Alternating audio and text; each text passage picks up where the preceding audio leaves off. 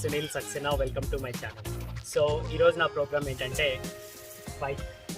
So Kawasaki versus 650 తీసుకొని కరెక్ట్గా 5 months అవుతుంది.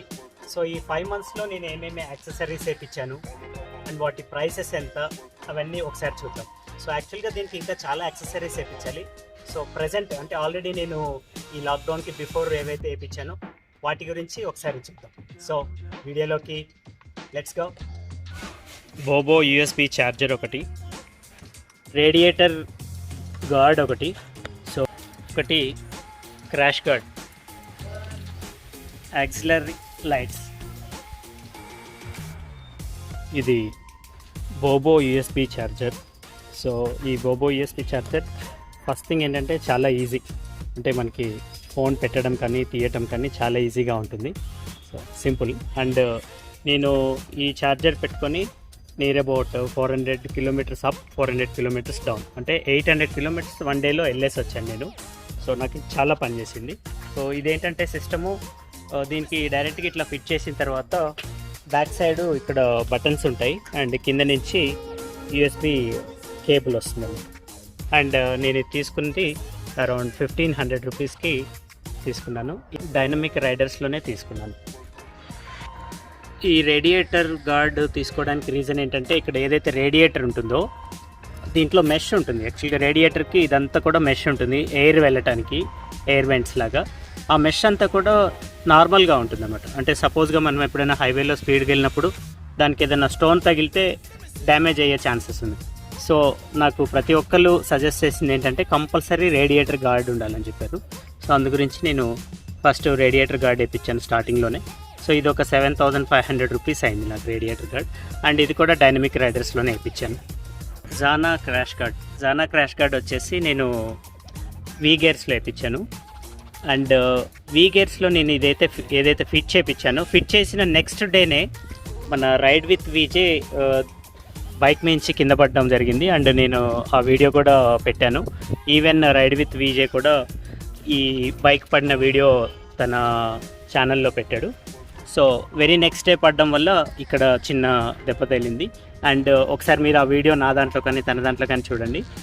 ఒకవేళ ఇది లేకపోయింటే తన కాలు ఇక్కడ స్టక్ అయిపోయింది అనమాట. సో జస్ట్ ఇమాజిన్ ఇది లేకపోతే ఇంకెంత డ్యామేజ్ అయ్యేదో. సో బండి మొత్తానికి అసలైన అందం ఇదే. సో ఇది ఎందుకు ఇంత అందం అండ్ ఎందుకు ఇంత దీని వాల్యూ, బండి వాల్యూ ఎందుకు పెంచుతుందో నేను ఒకసారి చూపిస్తాను. మనం ఎవ్రీ టైం లైట్ ఆన్ చేయగానే ఫస్ట్ ఇట్లా ఫోకస్ వస్తుంది. సో కంప్లీట్గా ఆన్ అయ్యి ఆ తర్వాత ఆఫ్ అయిపోతుంది. సో దీని ఆన్ ఆఫ్ స్విచ్ అంతా కూడా ఇక్కడే ఉంటుంది, దగ్గర ఉంటుంది. నేను ఒకసారి ఇది ఆన్ ఆఫ్ స్విచ్. సో ఈ స్విచ్ ఏంటంటే జస్ట్ రొటేట్ చేసామనుకోండి, రొటేట్ చేస్తే ఆన్ అయిపోతుంది. పుష్ చేయాలి. ఇప్పుడు ఏం చేస్తానంటే నేను కెమెరాని కొంచెం దూరం పెడతాను, ఎందుకంటే చాలా ఫోకస్ వస్తుంది. సో దూరం పెట్టి ఒకసారి దీంట్లో ఏమేమి ఆప్షన్స్ ఉన్నాయో చూపిస్తాను. ఇప్పుడు ఇంకా డే లైట్ ఉంది. సో డే లైట్లో ఒకసారి ఆప్షన్స్ చూపిస్తాను అండ్ మళ్ళీ ఒకసారి ఈ లైట్ ఫెయిల్ అయిన తర్వాత మళ్ళీ ఇంకొకసారి చూపిస్తాను. నేను ఇప్పుడు ఒక 20-25 feet డిస్టెన్స్లో పెట్టాను. నేను ఒకసారి దగ్గరికి వెళ్ళి ఆన్ చేసి చూపిస్తాను.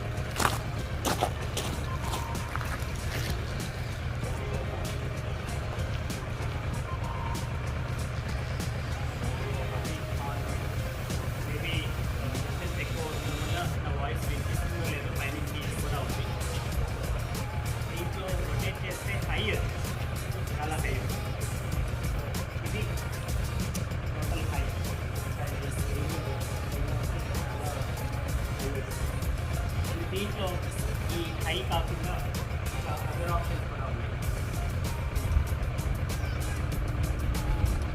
లాంగ్ ప్రెసెస్ పట్టుకుంటే ఇట్లా చేయండి. ఒకటి రెండు డిఫరెంట్గా వెళ్తాయి. అండ్ అదే కాకుండా మళ్ళీ లాంగ్ ప్రెస్ చేసి పట్టుకుంటే అది హైవేలో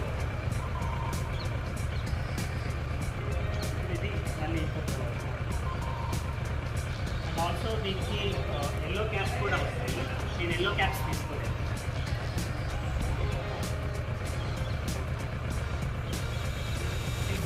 ఆన్ ఆఫ్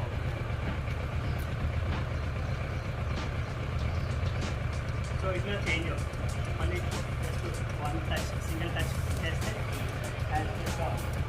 అండ్ ఇదంతా వచ్చేసి హ్యాలోజన్, ఇది మాత్రం LEDs.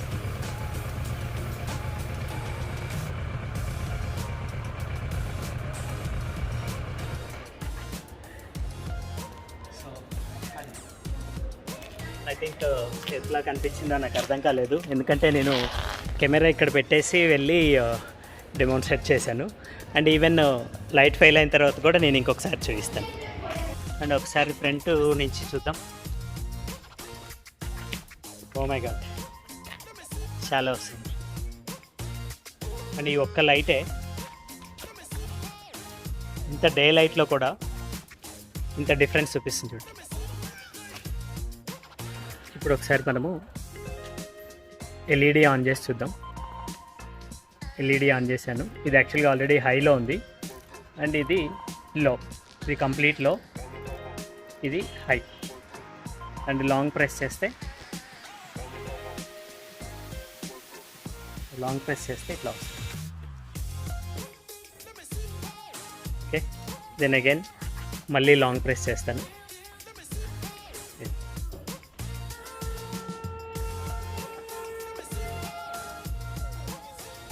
Thank you Pawan. So ఇది నా యాక్సెసరీస్ వీడియో. ఇంకా కంప్లీట్ సెటప్ వచ్చిన తర్వాత మళ్ళీ ఇంకొక వీడియో తీసి పెడతాను. సో ఐ హోప్ ఈ వీడియో మీకు నచ్చింది అనుకుంటా. నచ్చితే ఖచ్చితంగా లైక్ చేయండి. So thanks for watching.